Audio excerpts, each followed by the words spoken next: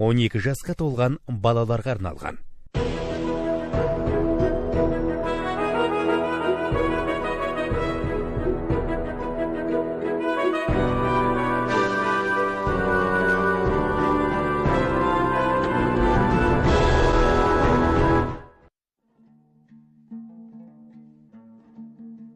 Математика барлық ғылымдардың тұңғышы және оларға қажет әрі пайдалы. Роджер Бекон, орта ғасырлардағы ағылшын ойшылы. Математика адам ата мен Хауаны жаралғалы, һәм жер бетінде саналы адамзат пайда болғалы бірге жасап келе жатқан іргелі ғылым. Өйткені адам баласының табиғатпен етене араласып, қоршаған ортаны танып білуінде бұл ғылымның үлесі өлшеусіз зор. Әлемнің ұлы ойшылдары Энгельс пен Галилейдің сөздеріне сүйенсек, математика ақиқат пен дүниесінің сандық қатынастары мен кеңістік формалары жайлы ғылым және әлем математикамен бейнеленген. Ал Пифагор сандар деген барлығы деген екен. Математика барлық ғылымдардың патшасы деп айтқан асаулы математик Карл Гаусс математиканда адамды сүйгендей сүйіп, адамды түсінгендей түсіну керек дейді. Сондай жандардың бірі, отандық жоғары білім беру саласына зор үлес қосқан ұстаз ғалым, физика-математика ғылымдарының кандидаты Мұрат Бакиев. Ол 1957 жылы 26 қыркүйекте бұрынғы Гурьев, қазіргі Атырау қаласында мемлекеттік қызметкер мен педагог отбасында дүниеге келген. Әкесі Наурызбай мен анасы Нұрбиға балаларының оқуына, тәрбиесіне қатты мән берген жандар еді. Мұрат бала кезінен іс-қимылы ширақ, ойы ұшқыр болды. Әсіресе шахматпен айналысып, елеулі табыстарға қол жеткізді. Ол сонымен қатар әдебиетке де жаны жақын болды. Тумысынан жаны нәзік жан өлеңге құмартып, қазақтың небір классик ақындарының шығармаларын жатқа оқитын. Қолы босаған сәттерде ән айтатын өнері бар еді. Мұрат Наурызбайұлының әсіресе білімге деген қызығушылығы ерекше болды. Ол 6-7 сыныпта оқып жүргенде-ақ математикамен байыпты түрде шындап шұғылдана бастады. Мектеп оқушыларының республикалық, одан әрі бүкіл одақтық математикалық олимпиадаларында елеулі табыстарға қол жеткізді. Сол уақыттың өзінде-ақ ол болашақ ғылыми жетекшісі Асқар Жұмаділдаевпен танысып, білім жолына өз таңдауын жасады. Енді Мұрат, ол менің оқушым. Иманы жолдас болсын. Алды шоқ, арты жұмақ болсын. Жатқан жер торқа болсын. Енді бұны баяғыда қайда совет оқ кезінде көрген бала ғой. Бұл менің мықты оқушым, математика сен еңбегі зор. Артында балалары қалса, қалған жасын балаларға берсін. Мұрат мектепті бітіргеннен кейін Қазақ мемлекеттік университетінің физика-математика факультетін өте үздік аяқтап, үздік бітіріп, өзінің сол о кезде Гурьев қаласы, Гурьев педагогикалық институтына қызметке келді. Бұл сала оп-оңай кез келген адам меңгеретін сала емес. Физика-математика факультеті, оның ішінде оның өзінің таңдаған бағыты жалпы ақпараттық жүйелер, есептеу техникасы, осы саланы ерекше қатты өзі ұнатып, соның маманы болды. Алғашқы кездегі өзінің өмір жолында қызметті бастаған кезде сол педагогикалық институттың физика-математика факультетінде сонда алгебра, геометриядан сабақ бере бастады. 5 жылдай университетте қызмет жасап, жақсы кәдімгі үлкен сондай тәжірибеден өтті деп айта аламыз. Содан кейін ғана ғылыммен тікелей айналысуға өзі сондай бет бұрды. Аспирантураға түсіп, ғылыми дәрежесін қорғап, одан кейін де осы жалпы білім ғылым саласында кәдімгі өлшеусіз сондай өзінің ізін қалдырып қызмет жасап, өмірден өтті деп толықтай айта аламыз. Біз кейіпкеріміздің қысқа да нұсқа, тап тұйнақтай өмір жолына үңілдік. Өзінің қасқағым ғұмырында қыруар шаруа бітіріп, еліміздің ғылым саласына мол үлесін қосқан жан 1979 жылы Алматы қаласындағы Киров атындағы Қазақ мемлекеттік университетінің механика-математика факультетін бітіріп, алғашқы еңбек жолын Гурьев педагогикалық институтында алгебра және геометрия кафедрасының оқытушылығынан бастаған екен. Одан әрі 1984-87 жылдары Қазақ СССР Ғылым Академиясының математика және механика институтында физика-математика ғылымдарының докторы академик Асқар Жұмаділдаевтың басшылығымен аспирантурада оқыды. 1990 жылы Ресейдің Ленинград қаласында КСРО Ғылым Академиясының Стеклов атындағы математика институтының ғылыми кеңесінде когомология алгебры Витта тақырыбында кандидаттық диссертация қорғады. 1987-93 жылдары Атырау педагогикалық институтының ақпараттық жүйелер мен есептеу техникасы кафедрасының аға оқытушысы, 1993-96 жылдары Атырау педагогикалық институтының Ақтау қаласындағы филиалында физика-математика факультетінің деканы, 1996-99 жылдары Шахмардан Есенов атындағы Ақтау университетінің физика-математика факультетінің деканы, 1999-2001 жылдары Қайнар университетінде жаратылыстану кафедрасының меңгерушісі болып жұмыс істеді. Ал 2001 жылдан бастап өмірінің соңғы күніне дейін Астана қаласындағы Лев Гумилев атындағы Еуразия ұлттық университетінің ақпараттық жүйелер кафедрасының доценті болып жемісті еңбек етті. Ол өз еңбек еткен жоғары оқу орындарында өте сауатты маман ретінде аса сыйлы болатын. Мұрат жастайынан математиканы жақсы көрді, терең ойлануға үйренді.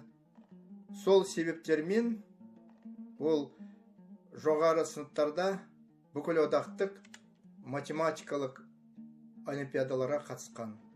Квант, мектептегі математика журналдарынан жей-жей есептерді шығарып жүрді. Мұратпен 1974 жылы таныстым. Ол кезде Мұрат Алматыдағы Қазақ мемлекеттік университетінің бірінші курс студенті. А мен сол кезде механика-математика факультеттің екінші курсының студентімін. Сонда байқағаным, Мұрат жан-жақты болды. Математиканы жақсы көрсе де, поэзияға жақын болды. Өлеңдерді жатқа білді, лирикалық әндерді жақсы айтты. Мен Мұраттан бір курс жоғары болсам да, біз тез тіл табыстық. Өзім Қазақ мемлекеттік университетті 1978 жылы бітіріп, Атырауда 3 жыл педагогикалық институтта сабақ бердім. 1979 жылы Мұрат Қазақ мемлекеттік университетін бітіріп, Атырауға келді. Мұратпен сол педагогикалық институтта 2 жыл жұмыс істедім. Содан кейін мен Павлодарға ауыстым, бірақ Мұратпен біздің байланысымыз үзілмеді. Мұрат ғылым және білім саласында көп жетістіктерге жетті. Ленинградта, қазіргі Санкт-Петербург, алгебрадан кандидаттық диссертациясын қорғады. Доцент атағына ие болды. Баспадан оқу әсемлік құралдарды шығарды. Мұраттың жетекшілігімен магистранттар магистрлік диссертацияларын қорғады. Мұраттың еңбегі жалғасып жатыр. Кейбір оның магистрлері PhD доктор болды. Мұрат жазған кітаптарын студенттер оқу процесінде пайдаланады. Мұраттың математикадағы нәтижелерін пайдаланып, ғалымдар зерттеу жұмыстарын жалғастырып жатыр. Біз кейіпкеріміздің мамандығы математик болған соң, осы салаға қатысты біраз деректермен таныстық. Мұрат Наурызбайұлының жазған шығармаларына үңіліп, оның қыр-сырын білуге тырыстық.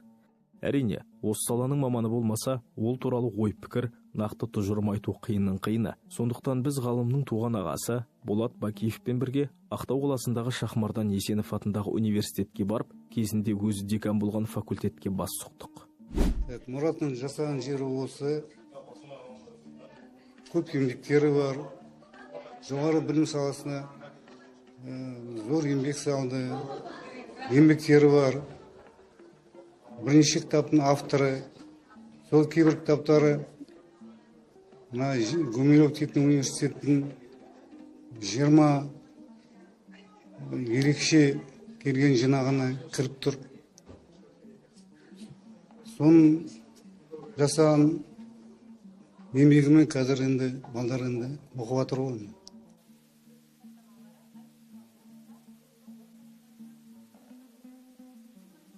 91 жылы аспирантураға түстім. Сосын өзіңіз білесіз, ол сырттай түстім ол кезде. Сосын бір күні қайтадан бару керек болды аспирантураға, Алматыға.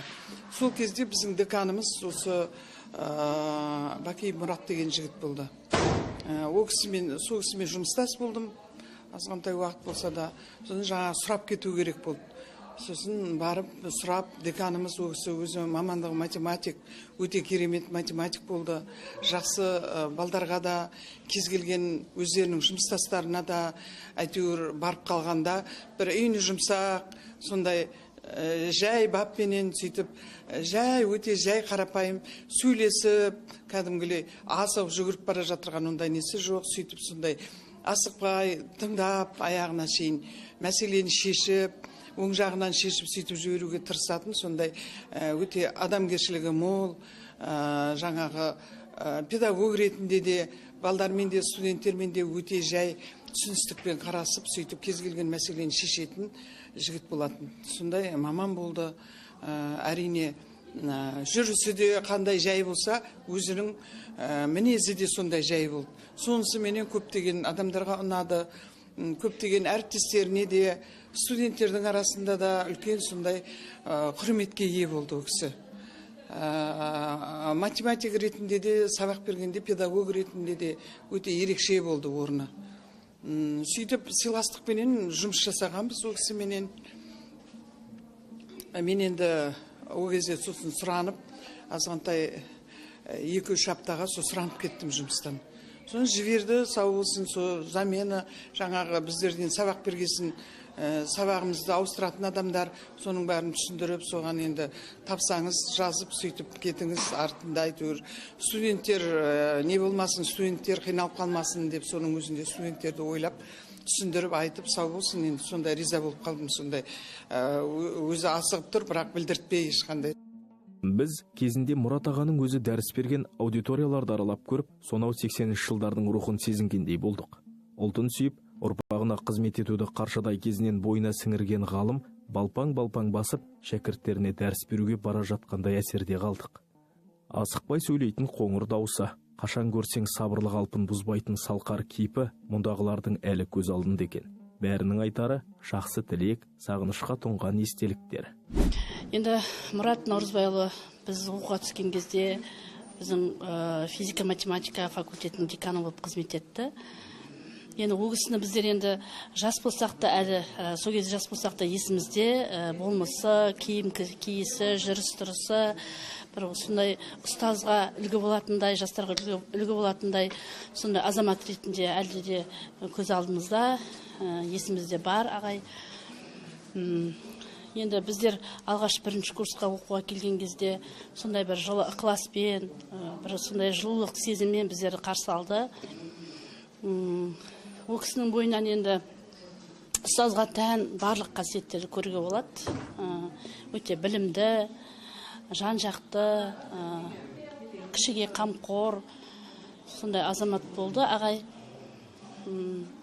Енді сол кісілерден, біз көрген ұстаздардан біздер енді тәрбие алып, осы ұстаздық қызметті арғай жалғастырып жатырмыз. Қазіргі таңда біздің енді математика, физика мамандықтары бойынша бізде студенттер әлде де білім алып жатыр, магистратурамыз бар, студенттер білім алуда. Үлкен жетістіктерге жетіп жатыр, олимпиададан орын алып жатыр студенттеріміз, республикалық олимпиададан ғылыми зерттеу жұмыстарына қатысып, онда да сондай жүлделі орынды алып жатыр. Енді ағайдың сондай бейнесі, жарқын бейнесі көз алдымызда, еңбектерін білеміз, ескереміз.